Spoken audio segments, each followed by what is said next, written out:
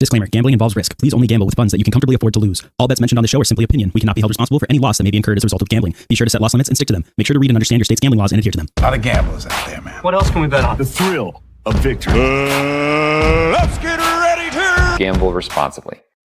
What's up, guys? Welcome to Big Bet Energy. I'm your host, Ace. Let's get right into the episode. If you're new to the show, every week I'm going to give you my 7 best picks of the week between college football and NFL, starting with a Thursday night football parlay. This is a very hard thing, but it's always going to be plus odds, so over double your money. Then we move on to 3 college picks and 3 NFL picks, 1 unit each. If you don't know what a unit is, that's just the amount of money that you would place on any normal bet that you like. It could be $1, $5, $100, $1,000. It's completely up to you. I'm just going to say 1 unit. Now, I'm wearing my Craftsman shirt today because I want to make sure that I'm built tough, because last week we took a beating. I don't want to talk about it, but we got to talk about it. We only hit 2 of our 7 picks. We hit the half unit bonus pick, which is great because that helped us get some money back. So we're still up units overall on the episodes. It's upsetting that we didn't do well, but I feel a better week coming. We didn't do well 2 weeks ago. Then we hit 5 of 7 last week. Then, now 2 of 7. So I think we're on the uptick. But anyway, the show is completely based on integrity, and I'm always going to let you know how many picks I've hit total since taking over the show. So that's going to come up on the screen now. Amazingly, we're still up money. I say every episode, the average bettor only brings back 90 cents for every dollar that they put into bets. So the fact that we're still up is a blessing. Let's take that blessing and let's roll right into Thursday Night Football. And before we get into Thursday Night Football, I want to remind you that we're still running our 7 for 7 promo. That means that if I happen to hit all 7 of my picks on an episode, 1 random commenter on that episode will get $100. Not promo money for an app or anything. We are going to Venmo, Zelle, Cash App you, whatever you need, $100 free of charge. It's the easiest bet that I have on this show. Literally no risk. All you got to do, leave a comment. You could win. And with that, let's get into Thursday Night Football. This Thursday, we have a matchup between the Pittsburgh Steelers taking on the Cincinnati Bengals. Now, coming into this game, they have Joe Flacco. The Bengals have been an absolute dumpster fire, but the Steelers have the 6th worst passing defense in the league. With that, I think we're going to see some wide receiver production. So the first pick we're going to do is we're going to have DK Metcalf for the Steelers, anytime touchdown. Anytime that the Steelers play in a different time slot than a normal, noon, 3 or 7 time slot on a Sunday, showing my time zone there, DK finds a way into the end zone. I think that Thursday Night Football is going to be no different. He's definitely the number 1 option that Aaron Rodgers has. I think he's starting to pick up. He has over 80 yards in both of his last games, and I think he's going to find the end zone in this game. The nice thing about this is it's already plus odds. So if you don't like the next leg of my parlay, you can still just take DK. On Draftkings, it's going to be plus 130. On FanDuel, it's going to be plus 145. So you're still going to over double your money. But like I said, the Pittsburgh pass defense is not that great. So we're going to take T. Higgins over his reception yards. Now, for some reason with receivers on Draftkings, it wants you to do only intervals of 10. So instead of doing 50, we're just going to do 40, which is only going to be minus 161. But in a parlay, it still helps.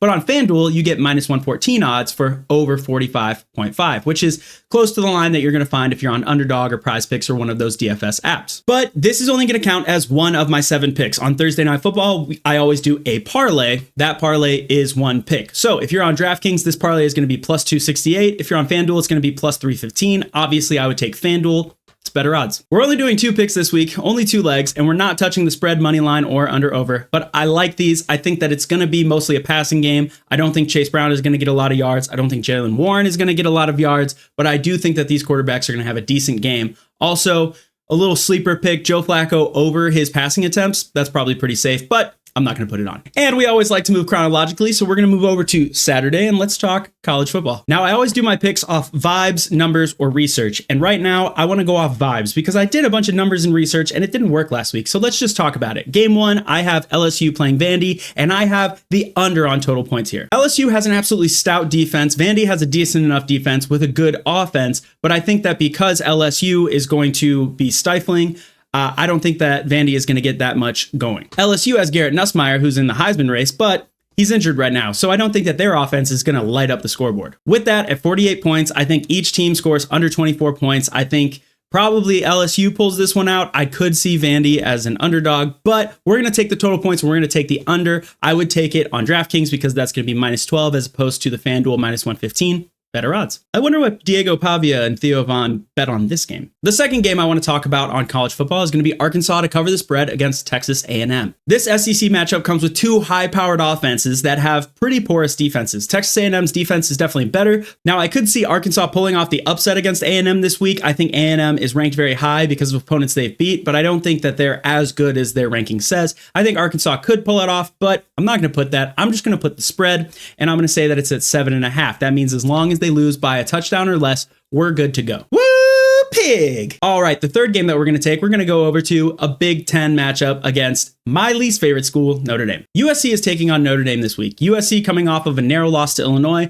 and then a big win against Michigan. Now they're going against Notre Dame. Notre Dame has not been tested since basically week 2 of this season in very Notre Dame fashion. My biggest gripe is that every year I feel like Notre Dame puts one or two big schools on their schedule, but even if they lose both of those games, they're still going to be ranked. For example, Notre Dame is ranked number 13 after they went 0-2 to start this season. This is their first ranked opponent since then, and I don't think that they are up to snuff. I think that they're playing mostly cupcake schools. They're not playing heavy hitters because that's what Notre Dame likes to do because they can cakewalk into the playoffs. I think USC is going to be much more than they thought going into this game, and I think that USC is going to cover this spread. The spread is also 9.5 points, which is a pretty big spread when you consider that a lot of games are decided by one score or less. So taking this at 9.5 points, I feel pretty confident in it. USC has an incredibly high-powered offense that has only been getting better. So going against a Notre Dame defense that hasn't had to face any high-powered offenses in a hot minute, I think that they're in for a rude awakening, but that's just my opinion. All right, so we had our parlay pick for Thursday Night Football. That was 1. Then we had our 3 college football picks.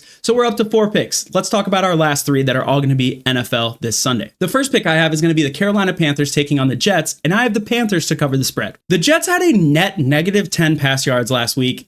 Justin Fields looked like he didn't know what he was doing, and they're going against a Panthers team that, while does not have a good record, has been putting up fights against pretty decent teams. The Jets got beat pretty handily by the Dolphins, who are kind of imploding on themselves, so a Panthers team that has less turmoil going on right now, I think that a 1.5 point spread is kind of low, and I think that they're going to beat that. So I'm going to take that. I'm going to take it on FanDuel because it's minus 105 as opposed to DraftKings minus 112. I think that Bryce Young is going to put on a decent show this week. I think that the Jets defense is not the same Jets defense we've seen in the past, and their offense is just flightless. The second game we're going to talk about is the Rams and Jaguars. I have this game over points. Last week, the Rams only scored 17 points against a terrible Baltimore Ravens defense. Still hit the half unit pick though. This week, I know Puka Nacua is out, but I still think that the Rams are going to have a bounce back week. I think they're going to score more points than they did last week at 17. I think Matt Stafford's going to have a bounce back week.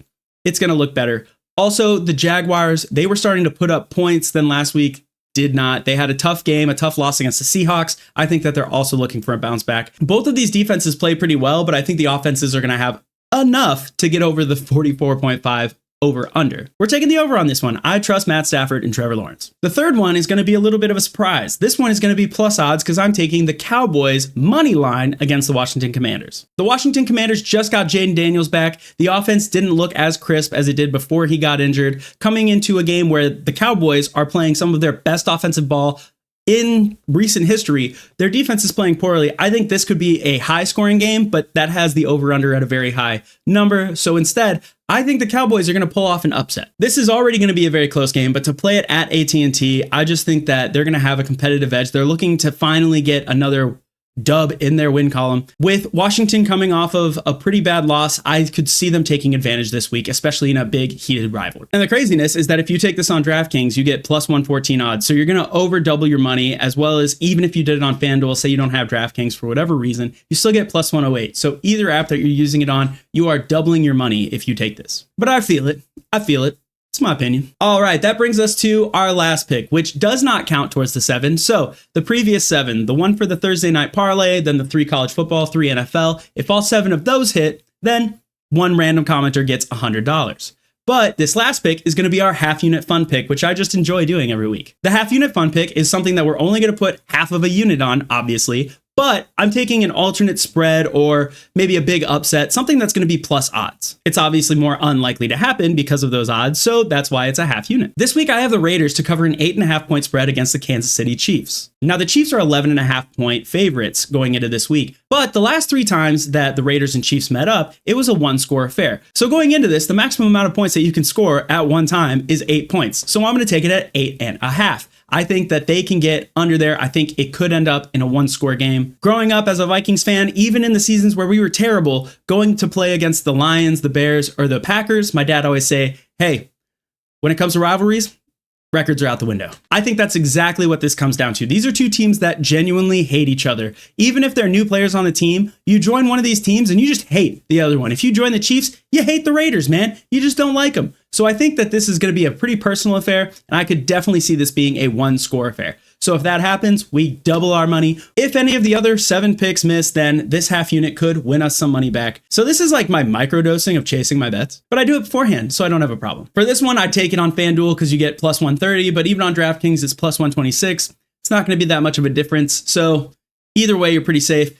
I think this is going to be a fun one. And with that, that is our 7 picks and our half unit fun pick. If you liked this episode, please make sure you go hit the like button, subscribe, and definitely leave a comment. It costs you no money. All you got to do is comment. Tell me I suck. Tell me I'm great. It's all good. If you put something really mean, maybe I'll even show it on the next episode. But if I do happen to get all 7 right, even if you're praying for my downfall and comment that you want me to lose, if I do hit all 7, that comment might get you $100. But I hope you guys are having fun. I'm always having fun. I know I'm built strong, just like Craftsman. Thank you guys so much for watching. This has been Big Bet Energy. I'll see you guys next week, hopefully with some money.